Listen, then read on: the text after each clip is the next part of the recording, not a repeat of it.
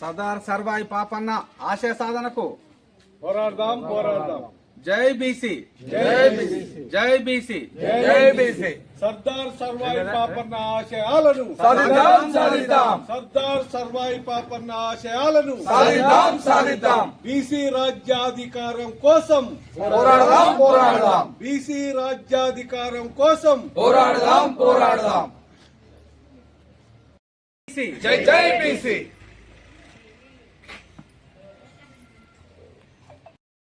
పోరాడదాం, సర్దార్ సర్వాయి పాపన్న ఆశయాలను సాధిద్దాం సాధిద్దాం, సర్దార్ సర్వాయి పాపన్న ఆశయాలను సాధిద్దాం సాధిద్దాం, సర్దార్ సర్వాయి పాపన్న ఆశయాలను సాధిద్దాం సాధిద్దాం. బీసీల ఐక్యత వర్ధిల్లాలి వర్ధిల్లాలి, బీసీల ఐక్యత వర్ధిల్లాలి వర్ధిల్లాలి.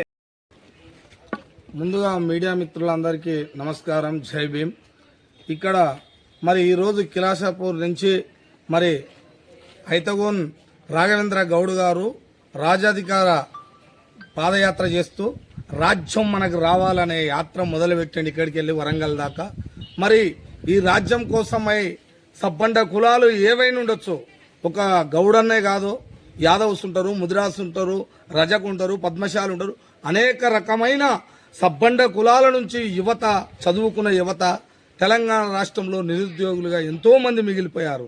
రాజ్యం మనకు తెచ్చి పెట్టాం, రాజ్యం తెచ్చి ఎవడి చేతిలో పెట్టి మనం అడుగుతున్నాం, కానీ ఇక మనకు ఏది రాదు, ఏది దక్కదు.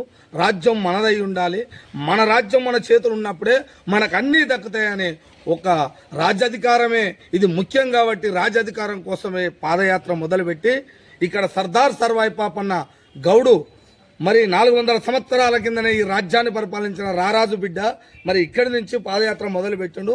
ఈ యాత్రలో అందరూ భాగస్వాములై ప్రతి ఒక్కరు సబ్బండ కులాలు, అగ్రవర్ణ పేదలు కూడా ఇందులో యాడై మరి పాదయాత్ర అనేది విజయవంతం చేయాల్సిందిగా కోరుతూ నాకు ఈ యొక్క అవకాశం ఇచ్చినందుకు జై భీమ్, జై భారత్. అన్న ఒక్క మాట సోదరులందరికీ నమస్కారం, మీడియా మిత్రులకు కూడా ధన్యవాదాలు, ప్రత్యేక కృతజ్ఞతలు. బీసీ రాజ్యాధికార వేదిక ఆధ్వర్యంలో బీసీ రాజ్యాధికార పాదయాత్ర ఈ రోజు నుంచి మొదలవుతూ 20 రోజుల పాటు కొనసాగుతూ ఉంటుంది. మరి వరంగల్లో ముగుస్తూ ఉంది. కిలాషాపూర్ నుంచి మొదలైన ఈ బీసీ రాజ్యాధికార పాదయాత్ర 31న వరంగల్లో ముగుస్తూ ఉంది. బీసీ రాజ్యమే ధ్యేయంగా ఈ పాదయాత్రకు అంకురార్పణ చేసినాం. ఎందుకు అంటే స్వాతంత్రం సిద్ధించి 8 దశాబ్దాలు గడుస్తున్నా, 80 ఏళ్ళు అవుతున్నా బీసీలైన మన బతుకులు మారాలి, మన నిరుద్యోగ సమస్య అంతం కావాలి. ఇప్పటికి మనం అన్నమో రామచంద్రని అలమటిస్తూ ఉన్నాం, కటిక దరిద్రంలో కొట్టుమిట్టాడుతూ ఉన్నాం. అంటే జనాభాలో 90% అంటే మొత్తం మనమేమో మన బతుకులు దుర్భరంగా ఉన్నాయి. మనల్ని పాలిస్తున్న 5% మంది అగ్రవర్ణ పాలకుల బతుకులేమో అందలం ఎక్కినాయి. వాళ్ళు ఫామ్ హౌస్లలో ఎంజాయ్ చేస్తూ ఉన్నారు, లక్షల కోట్లు సంపాదించుకుంటా ఉన్నారు. మరి ఇక్కడ మనం మారాలన్నా వాళ్ళు మారాలన్నా ఒకసారి అర్థం చేసుకోవాల్సిన అవసరం అవుతుంది.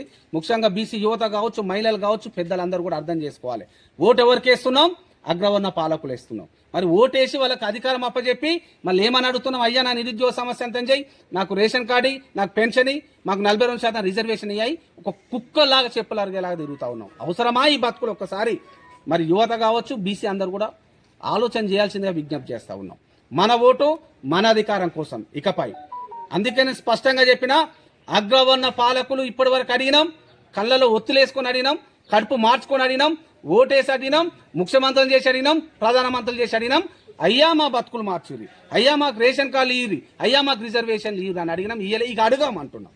ఈ రాజ్యాధికార వేదికలో సుస్పష్టంగా చెప్తా ఉన్నాం, మీకు ఓటేయం, ఓటేసి బిచ్చగాళ్ళగా మీ దగ్గర అడుకోం.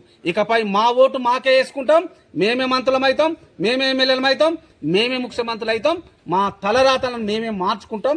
దానికి నిదర్శనంగా బీసీ రాజ్యాధికార వేదిక ముందు కదులుతూ ఉంది. ఇప్పటికే వేలాది మంది యాడ్ అయినారు. బీసీ సోదరులారా, మీ గ్రామాలకు వస్తున్నాం, మీ మండల కేంద్రాలకు వస్తున్నాం, మీ నియోజకవర్గాలకు వస్తున్నాం, మీ జిల్లా కేంద్రానికి వస్తున్నాం. మీరు కూడా పెద్ద ఎత్తున బీసీ రాజ్యాధికార పాదయాత్రలో పాల్గొనాలి, మాతో మమేకమై కావాలి. వచ్చే 2 ఏళ్లలో బీసీ రాజ్యాన్ని సాధించుకుందామని తెలియజేస్తున్నాం.